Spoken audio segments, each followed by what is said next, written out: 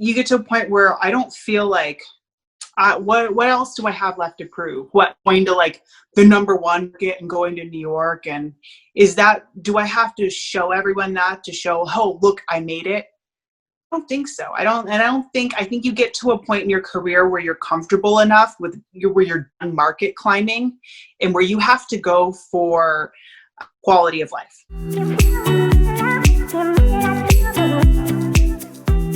Welcome to Voices and Visionaries, the podcast featuring the female forces in sports media. I'm Kelly Burke, and joining me today is Siera Santos, a sports anchor and reporter at Fox 10 in Phoenix.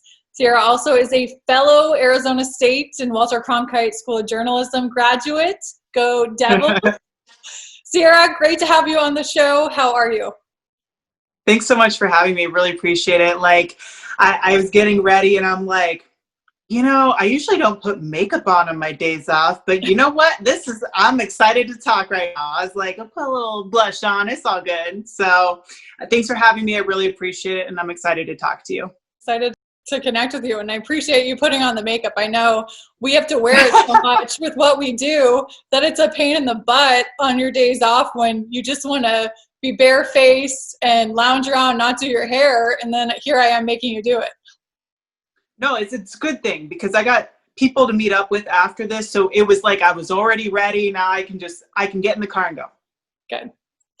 You started about 9 months ago at Fox 10 in Phoenix. What's been the most surreal part about covering the sports teams that you grew up watching? It's super weird. It's been honestly challenging. I think the most challenging part for me is not even the game part of it, but just I have not done a single show in the studio since I arrived, which is wild.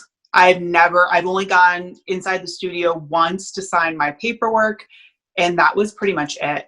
And so one of the best things, as you know, is like your coworkers and getting to connect with people and, talking shit in the newsroom. Like that's like one of the best parts of the job. And there is downtime, like in between your shows or whatever, you chat with people and you connect with people.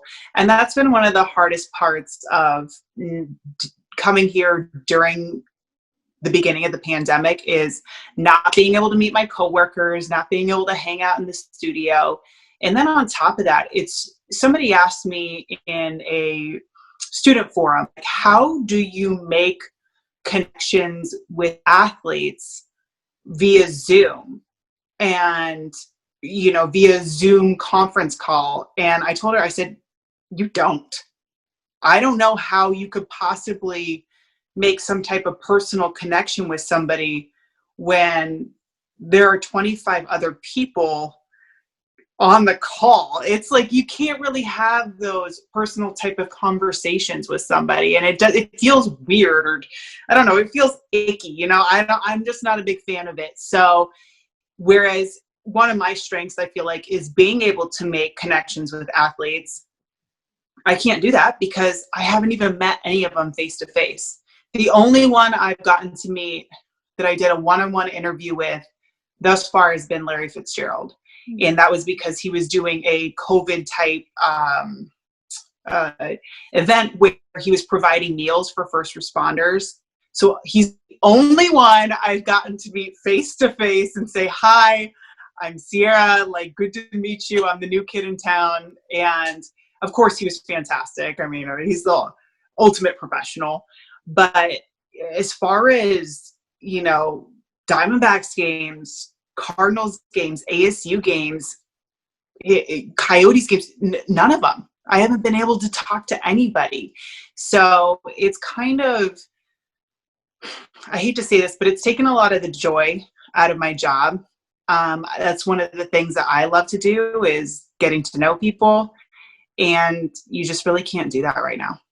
I appreciate your honesty and your vulnerability with sharing that because it's so true. And it's especially in a market like Phoenix, like you said, the relationships are built by showing up in person because those athletes, they get used to seeing you regularly and they know, okay, Siera she's here covering our team all the time. She's somebody I can trust. I know her face. Exactly. And you just really see the thing is too, I don't immediately try to break off and have a side conversation with a player, especially a male player, immediately, because I understand wanting to be aggressive, but I just think as a female, there's different types of tactics that we have to use. And I think one of them is exactly what you're talking about. Somebody seeing your face all the time, getting familiarity with your face, and then ultimately respecting you because you are there all the time. And then you can start with saying hello and how's your day going? And then you can finally break in and after a while have a more serious conversation. How did you learn some of the tactics that you're talking about that we use as females that are different than our male counterparts? How did you learn those throughout your career? I just have seen it, the way it works. And if you go in there guns a-blazing and pull, X and X pitcher to the side and want to have a conversation with him right away, and you've never been in the clubhouse before, chances are some of the time, I'm not saying this happens every time, but he might be like, well, can I get your number? After the conversation is done. And when you were trying to just show that you're establishing yourself, sometimes players misconstrue that. I had, for example, a girl who was an associate producer, an AP at one of the stations I was working at. And she was also a writer, and she had gone into the hockey dressing room, and she had asked a player, can I grab you one-on-one? And he was like, absolutely, sure. And so she did the one-on-one interview with him. And then after she turned off the recorder, they stayed and they chatted for a little bit more. And then he was like, so what are you doing later tonight? And she flipped out, and she confided in me, what would you do in this situation? And I'm like, I would have turned off the recorder, said, thank you for your time. I'll see you next time, and walked away. Because the more of those interviews you have that are strictly professional, they'll understand I'm here to do my job. I'm not here to be your girlfriend. You're so right, though, because I think we all, as females, have some sort of story, and most likely multiple stories like that throughout the course of our career. Exactly. And I've seen it happen a lot and frequently, and there's really not much you can do. And other women have asked, or young, especially students have asked, what do you do in that situation? And you say, I've worked really hard to get here. And especially with baseball, I'll be like, do you want to go back to the minor leagues? And they're like, no. I'm like, well, I don't either. Like, I worked hard to get here. This is my major league forum. So I'm not trying to take 6 steps back by dating you and putting my job. Because the thing is, what's going to happen is 90% of the time, you're going to be the one that gets in trouble. You're going to be the one that gets your credential taken away if you're caught messing around with a player, whereas nothing will happen to them. What's interesting is when one of the jobs that I got, on my interview, the sports director actually asked me what my philosophy was on dating players, because they had a female that had been in my position previously at that station, that she had sort of secretly dated one of the baseball players on the minor league team. And she ended up marrying the guy, but regardless, it became a big thing because the station found out about it. And obviously it was a conflict of interest because she was covering the team. And so when I was asked that on my interview, I was kind of taken aback. Like, what do you mean? What do? I have a strict rule. I've never, and I will not ever date coaches or athletes I cover. It's a total conflict of interest. And the guy that was interviewing me, who eventually was my boss, said, okay, that's great to hear, because we had an issue with that. Yeah, he had already seen from experience, but I always think it's a good idea. Don't mix business with pleasure. But there's other circumstances where it has worked out and there's no issue with it.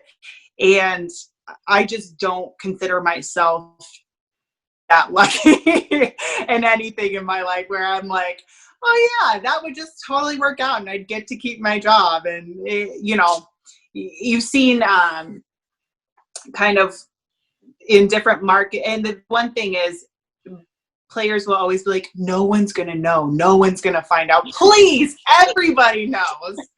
Everybody finds out. It's going to be the worst kept secret in the entire market. Trust me. So I always tell girls, I just say, just avoid it. Listen, if what you want to do is date athletes, you don't have to be, don't get a journalism degree to do that. Get an Instagram. Totally. Siera, you've worked in some of the biggest TV markets there are. Chicago and LA come to mind.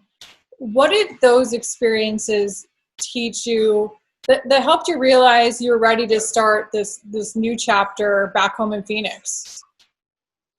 I think that one of my goals was to be a regional sports reporter and be a beat reporter and cover a team. And I did that in Chicago. I got to cover the White Sox and it was awesome. And I really felt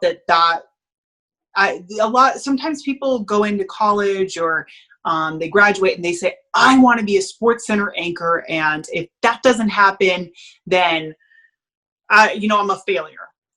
I didn't even really have those aspirations because I was like, that's just not even possible. I don't even think that's going to happen in my life. So, if Sports Center were to come calling and say, hey, Siera, we want to hire you. Okay, well, that's another thing.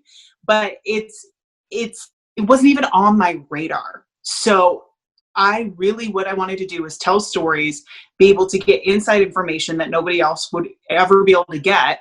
And especially covering baseball when you're there every single day, it is a grind. Mm-hmm. And players see that because they know the local TV outlets, they don't show up all the time. There's just no way to show up all the time.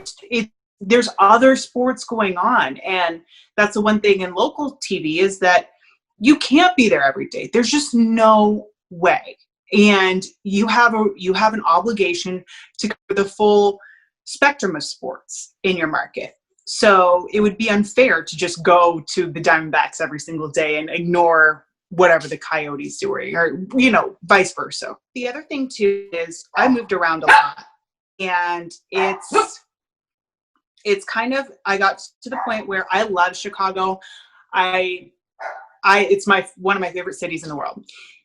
But at the same time, I also have a family here that I have been away from for 10 years. Mm-hmm. And I missed my nieces and nephews growing up. My oldest nephew is a senior in high school now. Wow. Like, I miss those formidable years. You know what I mean? And my parents are getting older. And I kind of wanted to be closer to home. And you get to a point where I don't feel like, what else do I have left to prove? Going to like the number one market and going to New York? And do I have to show everyone that to show, oh, look, I made it? I don't think so. I think you get to a point in your career where you're comfortable enough where you're done market climbing and where you have to go for quality of life. That's so well said. You started your career in Colorado Springs and in news, no less, as a multimedia journalist and MMJ. And I know you got to do a little bit of sports and you covered the Broncos some of the time too. How did you parlay that job into a full-time sports gig? This is kind of a long story. I'll make it as condensed as possible. But there was actually an opening for the weekend sports anchor job at that station. Nice. And they decided, I was told by the GM that Southern Colorado wasn't ready for a female sports anchor, especially a minority. And so there was another position that came open for a morning reporter position. And I hated doing hard news. I'm not even going to lie. I didn't like doing hard news. I didn't like covering accidents. I didn't like covering sexual assaults. I am not good at disassociating myself with the story. Like, I take it whole night. I cannot, I internalize it. I feel sorry for victims, and I feel sorry for the fans that you interview that are crying. I wish I were better at not, internalizing it, but I'm not. So long story short, there was a morning reporter's position that came open.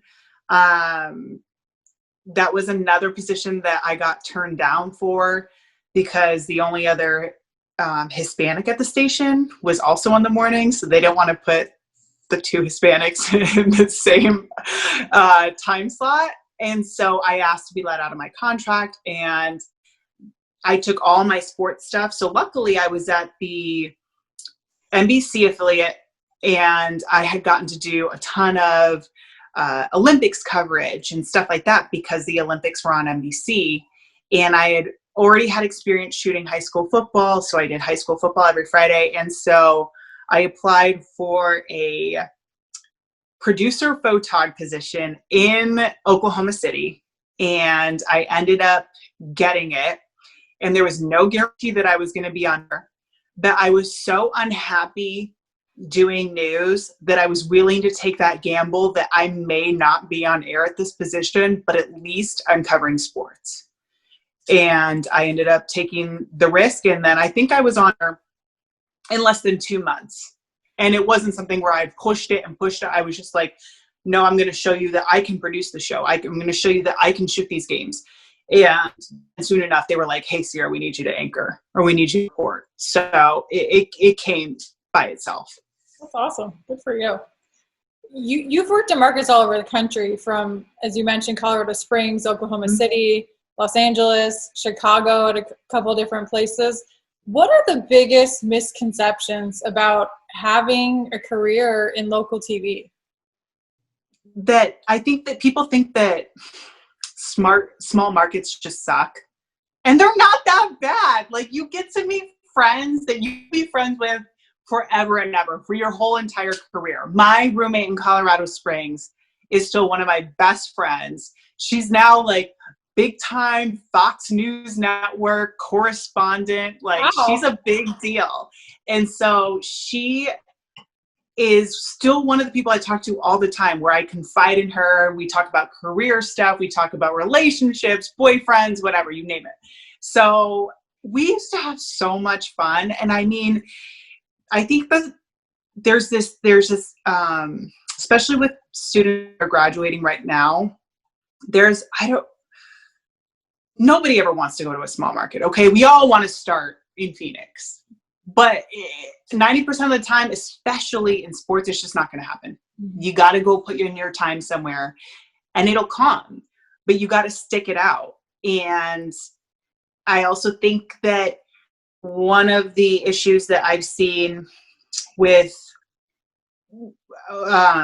females that are trying to make their transition from their first job to maybe their second job in sports is they might be overshooting. So like, if you're in market 157 and you're trying to apply to something in Dallas, there are a lot of other female candidates that are in those mid markets that are probably more qualified. So I feel like I've talked to a lot of females who were not upset, but just kind of, man, what do I do? And my advice is always like, just shoot for the mid-market, because it's 2 years of your life. And the worst thing that can happen is you'll get better. Yeah. And I don't think that's a bad thing. That's really interesting that you say the part about the women that are in small markets and trying to jump to big markets, because I agree. I see that a lot too with people that ask me for advice. And I think sometimes you can get overconfident in this, because you're like, okay, I did the whole small market thing. I made all these sacrifices. I've gotten a lot better, but you don't realize how many talented people there are in our industry. There's so many good people. And it's so wild because like I'll have sports reporters and younger sports broadcasters tell me they're real, and I'm like, damn, she's good. Like, she's super good. And like, there's some girls that, oh my gosh, they have so much personality on camera. The problem is the talent pool is huge. And you know how, when we were in college, there was that natural progression. You start in a small market, you go mid-market, and you go big market, and then you either go to a regional or you go to ESPN. And that was the trajectory, right? The issue has become is that a couple of years ago, ESPN laid off a ton of really qualified people. That saturated the talent pool. Mm-hmm. And then look, once again, ESPN just had 300 layoffs, 200 open jobs that they're not going to fill. So you're going to have a lot of really talented people, once again, looking for work. And a lot of local job markets, especially sports departments, have been on hold with their hiring. I was talking to my agent not that long ago, and he reached out to a news director about a certain job, and they were like, yeah, it's open, but we're not even going to think about filling it until 2021. Wow. So it's stagnant right now. That's why I'm like, if you're in a job, be thankful that you have one. And if you don't have a job, they'll come, but it's going to take a while.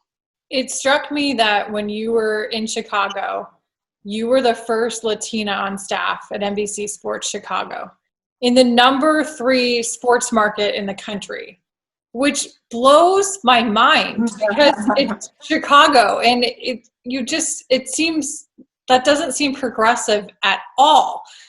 Why do you think there are so few front-facing Latina women in sports? That's a good question. I think that there are far more that are aspiring now, but I think it was just honestly the lack of representation on TV when you're growing up and you're watching those games. You didn't see anybody that looked like you, so you didn't think it was feasible or possible. I know I certainly didn't, and I think maybe that would have changed my aspirations if there had been somebody who looks like me doing SportsCenter or something like that. Maybe I would have been, okay, I want to do that one day. But most of the time when you're talking about women that we looked up to, it was like the number one name was like, I want to be the next Erin Andrews. Well, there isn't Erin Andrews. Erin Andrews is Erin Andrews. Erin Andrews will always be Erin Andrews, and that is her. That is her. So aspire to be the next one of yourself, right? But with the lack of representation, I don't know. I think that now more networks are gunning for minority female representation, where in the past it didn't. They may have said that they want that, but maybe it wasn't.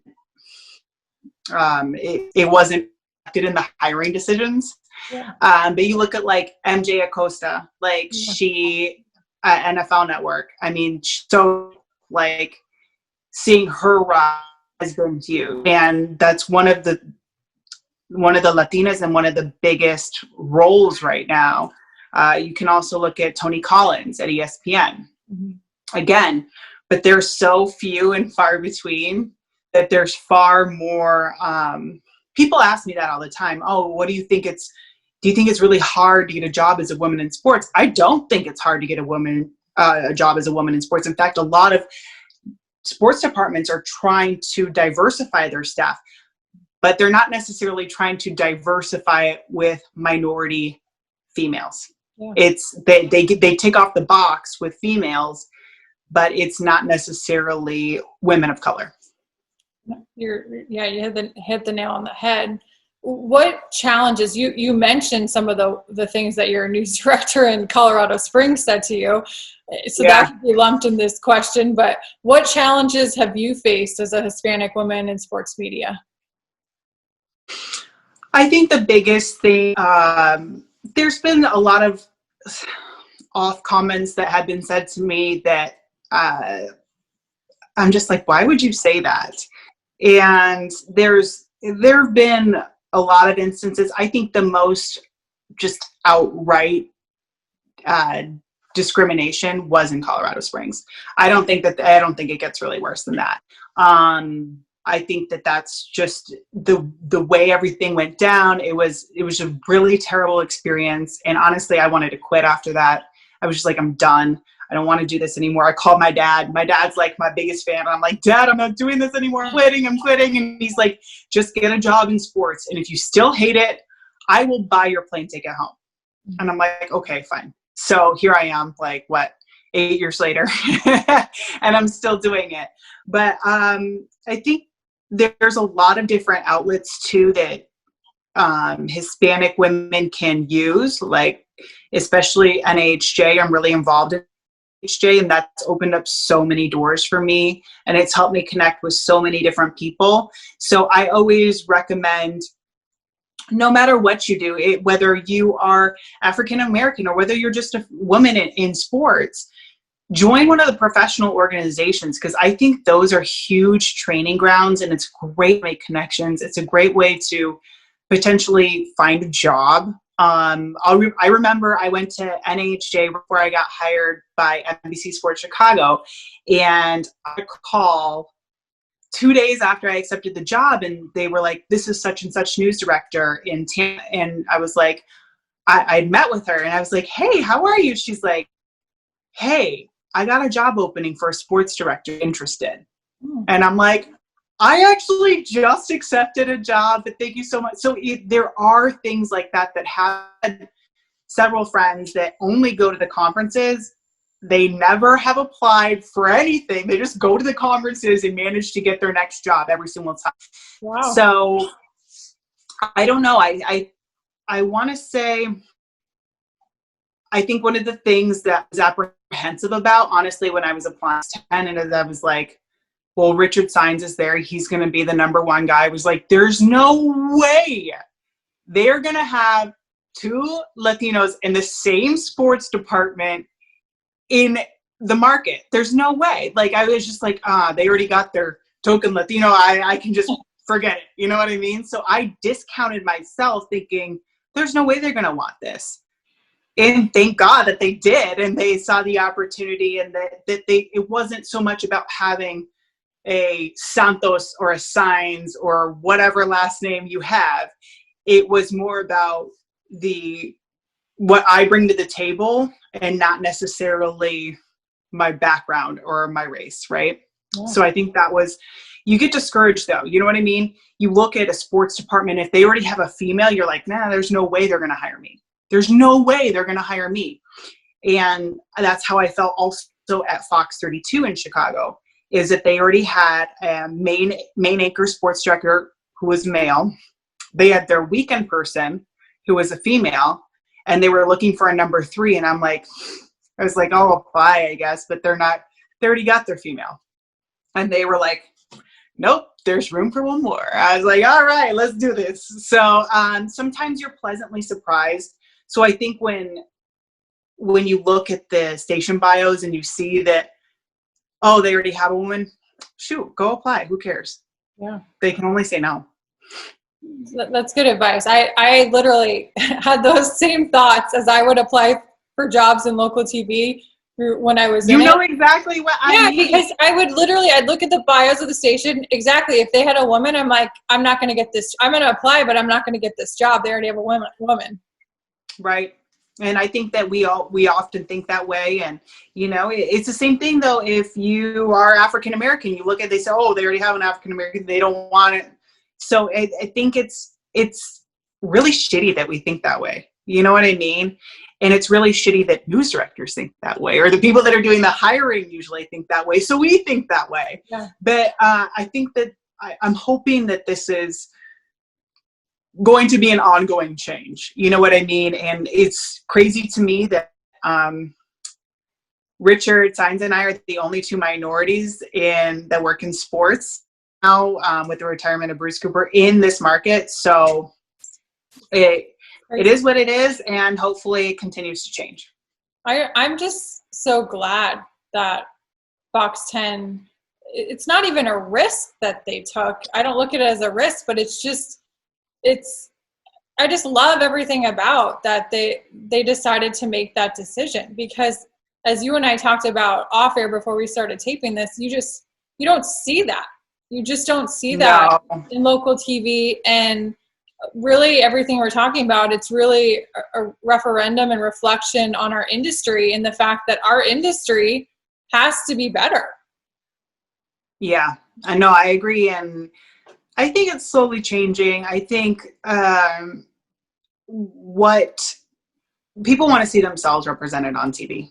And that's the bottom line. They want to see themselves on TV. And if you're not accurately reflecting your viewers, you're doing your entire station a disservice. Mm-hmm. In doing research on you, I've followed your career kind of as you've risen the ranks. I didn't realize that you dropped out of high school and you eventually got your GED, and then you went on to Arizona State where you graduated with honors. How did going through that time in high school shape who you are today?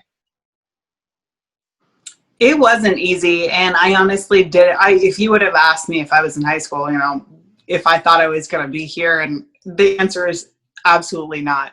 So one of the things is I was really apprehensive to share my story in the beginning because I thought that people would judge me. I thought they would think I was a loser, or they, say, oh, you're a drug addict, or you're this, or you're that.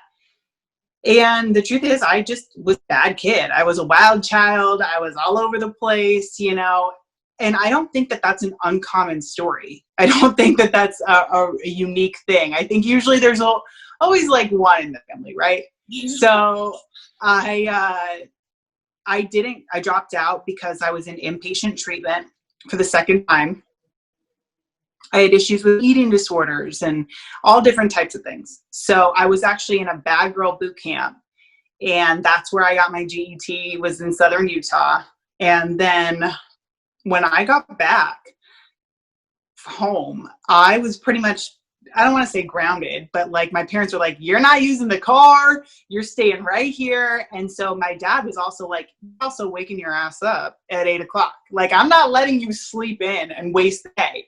So essentially my dad would get me up, we'd drink our morning coffee, we'd read the paper together, we'd share the sports section. And I had always been like a casual sports fan, but being grounded at home during summer, I watched the Diamondbacks every day. Like every day, that's what I looked for.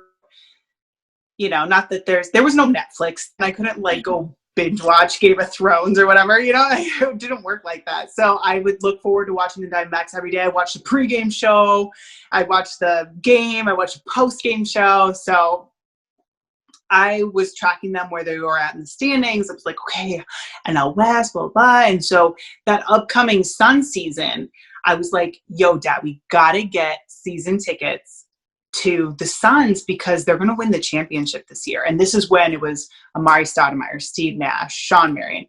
And he was like, no way, they are way too expensive, which they were. They were sold out every single game. So we went to a couple regular season games, and then we went to, I think, 2 postseason games. And of course, they didn't win the championship. And so then the next year I was like, Dad, we have to get season tickets to the Suns, because if we don't get season tickets to the Suns, it's going to be a struggle just like last year to get tickets for the championship, And so he's like, he finally broke down and we got a half season package. So we went to every other game. And it was that point, like through that first beginning half of the basketball season, I was like, yo, games for the rest of my life. And so that's when I enrolled in community college, and I got a 4.0 to get into the Walter Cronkite School of Journalism and Mass Communication, graduated with honors, rest is history, right? But I think because I waited until I knew exactly what I wanted to do, it had a big impact on my motivation. So there was nothing wrong with me. I wasn't a stupid kid. I just didn't like going to high school. Yeah. And I think that's not like a unique thing. I think that high school isn't for everyone. And so when I did get to college, when I was in my geometry class, I was getting like an plus, and I was getting really good grades because I was like, okay, if I get past this geometry class, I am one step to being a sports reporter. And that's ultimately what I want. So I think it gave me better motivation, where I saw some of the like other kids in my class were, philosophy class. And I mean, see kids, their eyes are like glazed over. They're like in a huge lecture hall. And I'm like, yeah, this is great. This is great stuff, taking notes and everything, because I saw the long-term vision. Whereas sometimes if you're in school and you kind of like aren't sure what you want to do, or you're on the fence, it makes going to school a lot harder. So I think that really helped, actually, long term it helped. And I'm also thankful because my parents never gave up on me. They've easily been like, you're an F up, like you figure it out on your own, and they didn't. You're bilingual. You minored in Spanish at ASU, and I think I even read that you know Dutch. How have you used that bilingual experience to your benefit, especially covering baseball? I think baseball is where it definitely helps the most. You just have a different connection with the Latin players, and you can learn Spanish, right? And try to have a conversation and try to do an interview in Spanish. It's really hard. It's really hard. And, I talk to a lot of baseball beat writers that are really trying hard to learn Spanish, but it's never, unless you're speaking Spanish every single day, it's going to be really a special conversation, and you may never get really meaningful quotes or meaningful sound bites out of somebody. I also think it's helped because I've encountered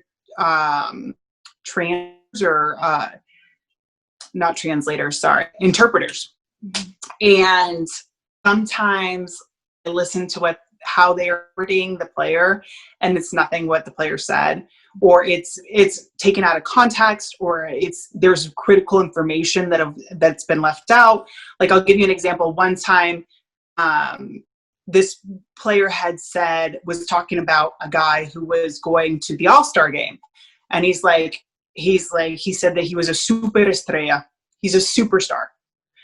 And the guy, he said he's a good player, blah, blah, blah. And I'm like, whoa. There's a big difference between saying somebody is a superstar versus a good player. Like, that's vital information or vital details that get left out if you don't understand. So I think it really helped me build a connection with Latinos within the clubhouse, because they knew that they could trust me, especially to do an interview, because when I do an interview in Spanish and then it's a long form interview, I work so hard to translate it perfectly, not take anything out of context. I don't take liberty or like artistic license with their words, because I wouldn't want anyone to do that to me. Yeah. It would be really upsetting to me. So I think it's huge for covering baseball. Now, does it matter in football or, covering the Suns? No, not really. But with baseball, it is huge. Your bio says that you enjoy making margaritas from scratch. And you're talking to a margarita aficionado here. So what is the key to making a good margarita? Tequila. You have to have right tequila. Like, I do not do, like, in my younger days, I was big on like some crappy Patron, just like, oh, let's take shots. Give me lime. No, you got to have some good tequila. So I'm big into añejos, reposados. Like, I'm big into a good tequila, because if you have a good tequila, you don't need all the other bullshit, like you can make a good tequila, or you can make a good margarita just by having a good tequila. So I tend to go with organic agave, fresh limes, so I squeeze them right then and there, and then a little bit, not a little bit, a lot of tequila, and typically I'll muddle fresh fruit. So my favorite is like a jalapeno watermelon margarita. Oh my God, it's so good. And I'll send you the recipe. I'm just, next time I'm in town seeing my parents in Phoenix, I'm just going to Come call you up by. and like, yeah, you're going to make me one. I'm going to have you make me one. No, it's fun. And like when moving back here, I had the time because the bars were closed. It's not like I could go get my own margarita. I'd like have a bartender whip one up. So I was like, you know what? I'm going to really try and like perfect my recipe. And I did. And I actually was in a margarita competition for Chicago Latino Network. And I was in and I came in second. Oh, and nice. I swear to God, that's it. That thing was rigged. I don't know what they're talking about. I had the bombest margarita there, but apparently that guy who had won I participated had won the previous year as well. So maybe he's sliding a couple 20s in the judges' pockets. I don't know. I can't wait to get that recipe. The whole spicy sweet thing I'm all about right now.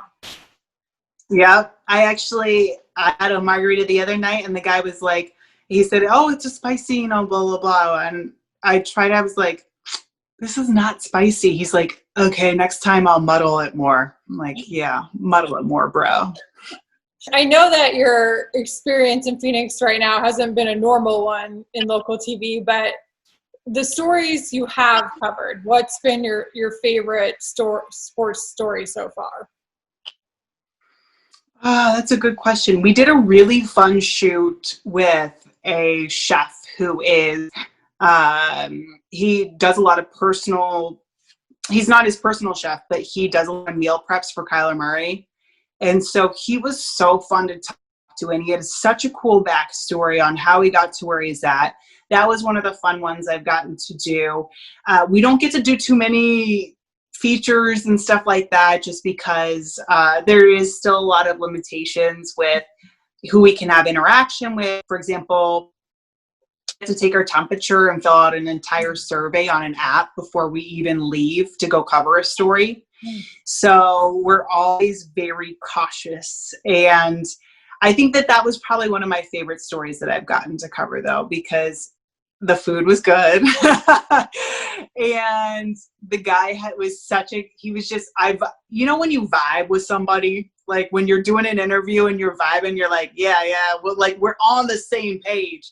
That's how basically I felt with him. And so Chef Ron, shout out, like he was one of my favorite people that I've gotten to interview since I've been back. And it's fun to do a human interest story like that. And he's also doing meal preps that are healthy. He doesn't just do like lobster mac and cheese. He's doing meal preps that are healthy and they're really tasty. So it's cool because he gets people that are like, they're like, this isn't healthy. And he's like, no, it is. No, it's good for you. It's only this and this many calories. And they're like, I don't believe you. It tastes too good. So he's showing people that you can eat healthy and have it be delicious. It just depends on the seasoning you're using and all that good stuff. Last question, and it's a really serious one. The best and worst part about working with Richard Saenz? So the best part is he will do whatever he can to help out his coworkers. He is, if you need, like there was an issue where I needed him to cover for so that I could go to a birthday party, and he didn't even flinch. He was just like, I got you. And it was no big deal. So the fact that the man is the hardest working sports anchor in Phoenix. He is out there all the time on his days off. He's out there covering practice. He's getting it done. The worst part, he is always talking smack, and he'll do it out of nowhere on live television when he like tosses to me, and I'm like, Richard, like I don't even have a comeback to that. Like he just talks mad smack. And they told me, they go, Richard's a prankster, so just watch out. Richard likes to play jokes. And he doesn't like to play jokes. He's got jokes all the time. And I'm just like, even the other day, he was like, So this has been a pretty tough weekend for you, huh? With your Sun Devils. And I'm like, yeah, Richard. So he's so funny. He's so witty, and he's a great person to work with. And Phoenix is really lucky to have had somebody like him in the market for this long. I mean, he's been here for 17 plus years, and it's not that often that you get a legacy sports broadcaster. There are a couple in Phoenix, but I think he's now like, I'm not going to say he's the oldest, but he's the most seasoned. Yeah, no, I mean, he's been instrumental. I mean, it seems like a million years ago now that I interned at Fox 10, but I mean, he's been huge throughout my career, just as a mentor and somebody I can call when I have questions or need advice on something. He's steady. And like you said, he's got a great sense of humor. Just wait till you are back in the office. Those pranks will come out in full force. I'm honestly scared because I'm good at handling jokes. I'm good at people, giving it to me. We'll have to see how far do these pranks go. Are we talking like whoopee cushions on your rolling chair? That I can deal with. I'm trying to figure out, or is he going to put like chili powder in my lipstick? That's what I'm waiting for. I'm not sure. Anything else you want to talk about or add that we haven't covered? No, I mean, I would say as far as like advice goes for younger girls, like don't feel like there was a girl who said, I want to be the White Sox sideline reporter. Well, guess what? They just eliminated that position. So don't feel like if the White Sox are your most favorite team, if the St. Louis Cardinals are your most favorite team in the world, don't limit yourself to just say, okay, I only want to be a sideline reporter. Like, there's other ways to be involved with the team. Like, if there is a team that you just love, there's other ways to go about it. You can go try to work be in-house and part of the media team in-house. I just think that we tend to like make out this little box and say like, if I don't get to this point or if I don't do this job, then my career is a flop. And it's not. Like, you're still working in this business. This is really hard. Like, this business isn't easy. You know that. It's not easy. And if you can stick it out, props to you. And sometimes it's not for everyone. I mean, if it's not easy to be away from your family. I was away from my mom and dad for 10 years. I missed a lot of stuff. And now I'm home, and I'm lucky that I can take every advantage of it. So I'm thankful to be back. That's for sure. Well, Phoenix is lucky to have you, and look forward to the day sooner than later that I can fly home to Phoenix and meet you in person. Oh, girl, I got a margarita on tap for you. It's chilling right now. I'll bring up the good stuff too. Good. Love it.